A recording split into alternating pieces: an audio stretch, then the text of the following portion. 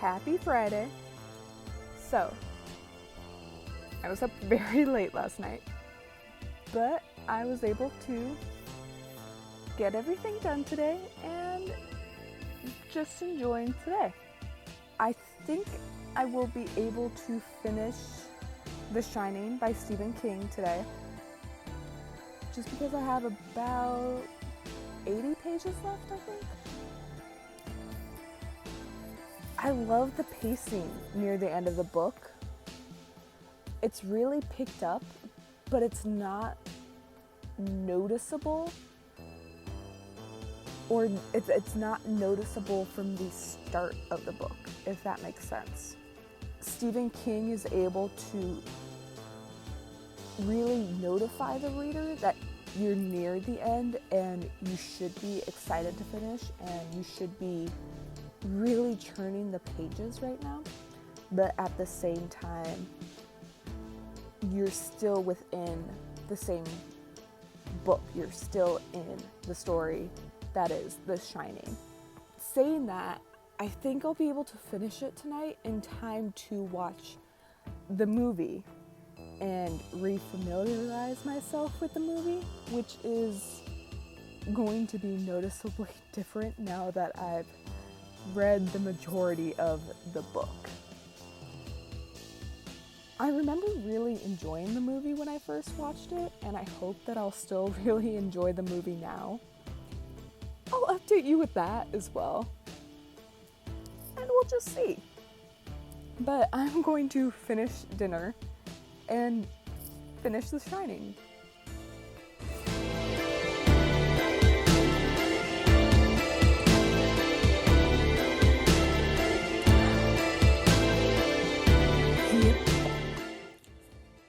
So, I have a confession to make. Last night, after I finished filming that last segment, I did finish The Shining, but then I completely passed out at about 8:30 and only woke up enough to make it into my bed to sleep for another 12 hours. So, besides finishing the 80 pages of this book, nothing happened at all in my life. But in saying that, I loved this book. I loved how Stephen King wrote in how you can get inside the characters' heads. The stylistic choices he made were absolutely phenomenal. And then just the story and the ideas that were in this book and the way he executed them. This is one of my top 3 Stephen King books, hands down. And like I was saying yesterday, I do want to rewatch the movie to compare. I'll do that today, later today, hopefully when it gets a little darker, to create a little ambiance. But I think it goes without saying, highly recommend Stephen King's The Shining. Now, this morning, I was able to pick up Mexican Gothic. I'm about a third into it, and I like it. I really enjoy the mystery elements of this book, and I don't know if I've seen anyone talk about it. I'm sure someone has, but the idea that it's based in, I think, the early 20s, and you have this whole Western European eugenics phase, and our main character has to deal with that with her cousin's family, and the in-laws keep bringing it up, and she's like, she's an anthropologist too, and she has to say, I don't believe in that. And she's just a very strong female character as well, especially for the 1920s, where I find a lot of characters are trying to be written true to the 1920s era. But she's not a flapper, which for American writing is that typical party goer girl. Ooh. Nah, And I am so excited to continue reading and hopefully finish this book tonight. Or today, definitely not tonight. But I can understand now why this book has been so hyped. So I've done absolutely nothing today except read, which has been wonderful. I did end up finishing Mexican Gothic by Silvia Moreno-Garcia, and I really enjoyed the book. It wasn't what I expected. I knew it was going to be a horror mystery book about a haunted house. That's all I knew going into it. However, I was pleasantly surprised to know it was so much more.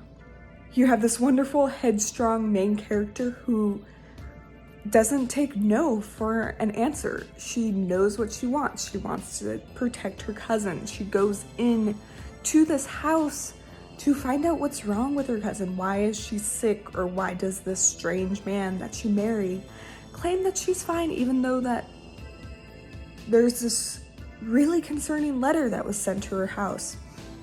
And then as the story progresses, Silvia Moreno-Garcia ends up constructing this really intricate backstory that I was blown away by, and just trying to figure out this mystery with this house was an absolutely phenomenal read. And I really am glad that I didn't put the book down as I started reading it, because if I had to, I don't think I would have wanted to. I highly recommend the book, and I think anyone and everyone should pick it up because it had some great themes in it. You have family, the good and the bad parts of family. You have just an interesting backstory. You kind of have some cult elements, I'm not gonna lie. And then you have a historical fiction element too, and I'm a very big fan of that as well. So, great read, love it. Horror, haunted house, mystery, bit of a thriller at the end, yes. Now, after I finished a beautiful book, I had picked up The Tommyknockers by Stephen King Thursday on my walk. I was able to get it through my library, which was great.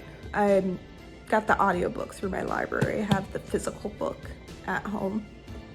To be honest, picked it up just because I owned it and I knew it was supposed to be a horror book by Stephen King. Very few books are not horror if they're by Stephen King. Picked it up, found out that Stephen King based this book off a child's rhyme that he heard when he was little. I've never heard of it. Goes along the lines of like, don't answer the door or I'm too afraid to go outside because the Tommyknockers are there. Very abstract, at least to me. And then as I read it, I have to admit, no idea what was going on for about the first 100 pages. Honestly, I'm about halfway through and I still really have no idea what's going on. It's creepy. People are dying. People are disappearing. Kind of into it. Still don't really know what's going on though. You have this woman who becomes absolutely obsessed and like losing all this weight because she's not eating, losing her teeth, more than likely because of the paranormal elements in the book. But she finds this thing that's buried in her property and she becomes obsessed to dig it out, right? And then the way Stephen King writes kind of this obsession or this addiction, he's a phenomenal writer when it comes to that. And it truly stems from his experience with addiction. And I'm not sure the timeline that this book was written or the timeline of his addiction, but I imagine this was written after that or during it, around that, because it's just so well portrayed. And along those lines too, you have a character in this story that's also addicted to alcohol, and the way that Stephen King writes it, you truly feel that the author has experience with addiction and addiction to alcohol. But you finish book 1 and then you start book 2, and it goes into the citizens of Haven, this town that the story takes place in. And you find out all of these things that are happening to the town. Women are continually on their periods now. Blood is coming out of people's noses for no good reasons for long periods of time. People are losing their teeth. And there's one story where a young 10-year-old boy gets pissed at his brother, his older brother, and as he's practicing magic tricks, he causes his brother to truly disappear, and dolls start talking to people. It's truly a weird book, and I honestly don't know what to expect next, but I really am curious, and it makes me want to continue to turn the page. That's my update. I truly want to get through that blue tab. It's about 2/3 of the book tonight, and hopefully that doesn't keep me up too late. And like I keep saying, I really do want to watch The Shining tonight.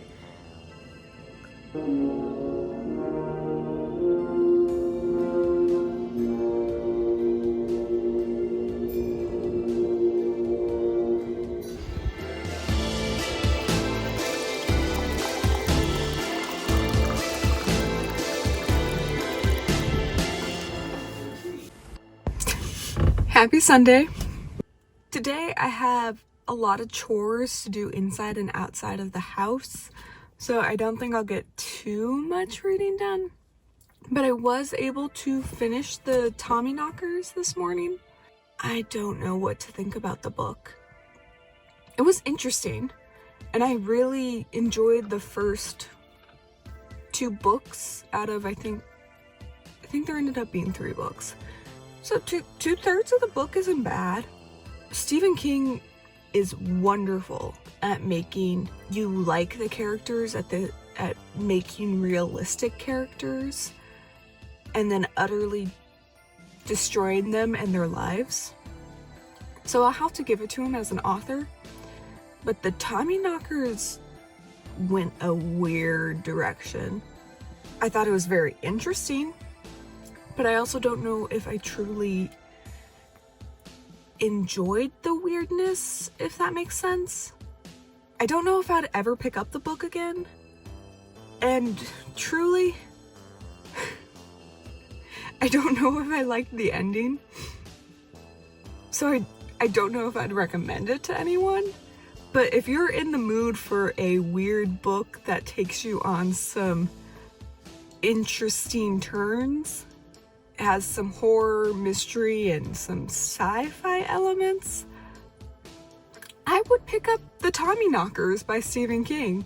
But I have to go drop some things off and pick some things up and then clean my house. Happy Sunday. Hey. So I realized in my last clip that I forgot to mention I forgot to mention what I thought of the Shining movie now that I've read the book. I like the movie, but I don't consider it an adaptation of the book, if that makes sense. I mean, yes, you have the same name, and you kind of have the same premise, but that's where the similarities end. And I think that's where people should stop comparing them, honestly. You don't have to say that just because the Shining movie is supposed to be based off of the book, it has to be the exact same thing.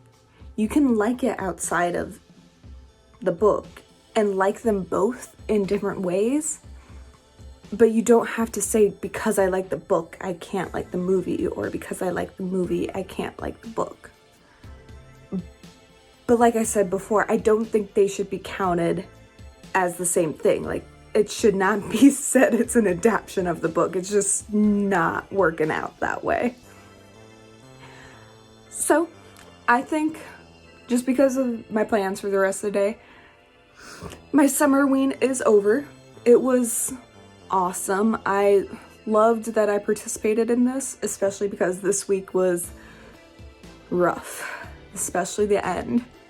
And I needed something to keep me reading and to keep me motivated to read instead of just watching YouTube after work every day.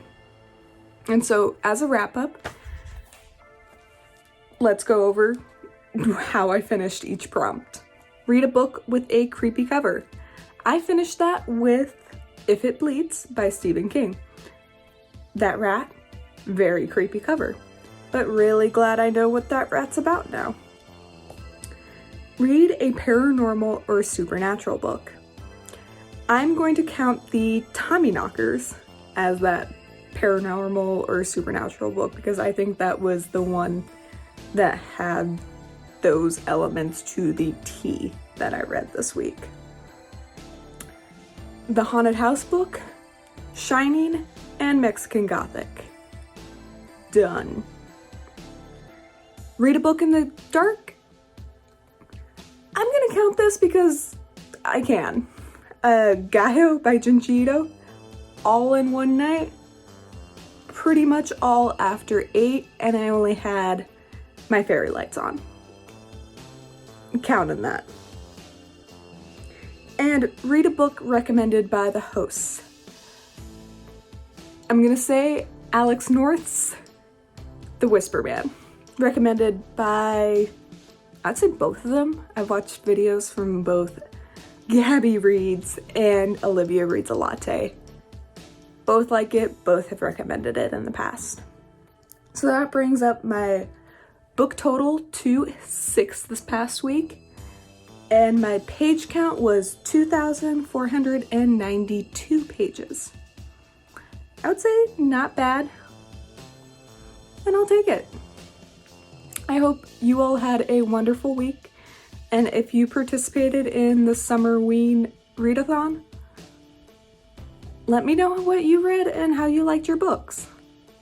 Have a wonderful week, have a wonderful Sunday, and I'll see you next time.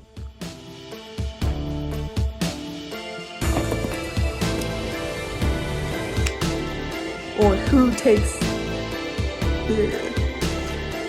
Alex North is